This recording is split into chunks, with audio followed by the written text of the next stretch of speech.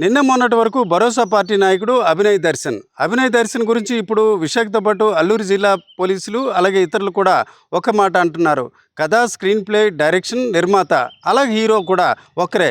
అది ఏ రకంగా జరిగింది అన్నది మనం చూడవచ్చు. నేను విశాఖపట్నం నుంచి వచ్చాను. విశాఖపట్నం నుంచి దాదాపు 170 కిలోమీటర్లు దాటిన తర్వాత ఈ ప్రాంతానికి మనం చేరుకుంటాం. ఇక్కడ చింతపల్లి నుంచి ఇట్లా వస్తే జెరిలా, మొండిగడ్డ తర్వాత ఈ రకంగా వస్తే నీరు దొర మామిడిపాలెం ఈ ప్రాంతానికి వచ్చాం. ఏదైతే మీరు చాలామంది విజువల్స్లో చూసుంటారు, నెట్టింట్లో వైరల్ అయిన అంశం కూడా మనం చూడవచ్చు. అభినయ్ దర్శన్ ఏ రకంగా కారుపై కొందరు దుండగులు దాడి చేశారు. దాడి చేసే క్రమంలో వారంతా కూడా గ్లౌజులు వేసుకున్నారు, కాళ్ళకు కూడా గాజులు వేసుకున్నారు, చేతులకు కూడా గ్లౌజులు వేసుకున్నారు. వారంతా కూడా ముందు కోడిగుడ్లతో దాడి చేశారు, ఆ తర్వాత రాళ్ళు విసిరారు.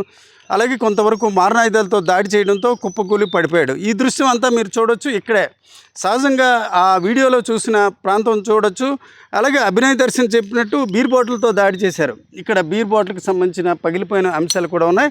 అయితే ఎక్కువ బీర్ బాటిళ్ళు ఇక్కడ పగిలిన పరిస్థితి లేదు. కేవలం ఒక బీర్ బాటిల్ మాత్రమే ఉంది. అంటే స్క్రీన్ డైరెక్షన్ అలాగే ఇతర అంశాలు ఒక పరిమితంగా పొదుపుగా చేశారని మనం చెప్పుకోవచ్చు.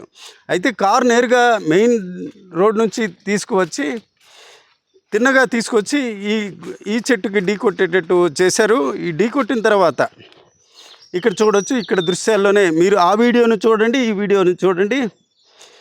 ఈ ప్రాంతంలోనే అభినయ్ దర్శన్ కింద పడిపోయాడు, రక్తం కారుతుంది.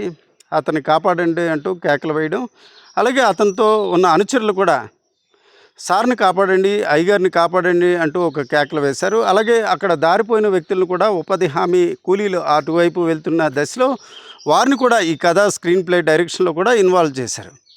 వారందరూ చెప్పడం వల్లే తమకు తెలిసిందని చెప్పడం జరిగింది. ఒక రకంగా చూడాలంటే ఒక కొండవాళ్ళ ప్రాంతం, జెరిలా, మొండిగడ్డ ఈ బాక్సైట్ నిక్షేపాలు ఉన్న ఈ ప్రాంతంలో ఒక కథ, స్క్రీన్ ప్లే, డైరెక్షన్ సృష్టించి ఈ రకంగా దాడి చేసిన పరిస్థితి.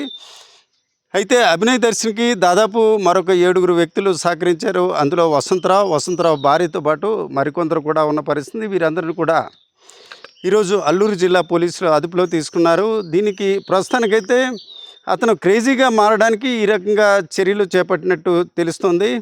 ఈ దశలో అతన్ని ఇప్పటికే సీన్ రీకన్స్ట్రక్షన్లో భాగంగా నిందితుడిని ఇక్కడ తీసుకురావడం జరిగింది. అతను కూడా నేరాన్ని అంగీకరించాడు. ఈ ప్రాంతంలో ఒక స్క్రీన్ క్రియేట్ చేసి ఒక అలజడి సృష్టించే క్రమంలో, ఒక పాపులారిటీ తీసుకొచ్చే క్రమంలో ఈ రకంగా చేసినట్టు ఆయన ప్రాథమికంగా పోలీసుల వద్ద అంగీకరించినట్టు తెలుస్తుంది.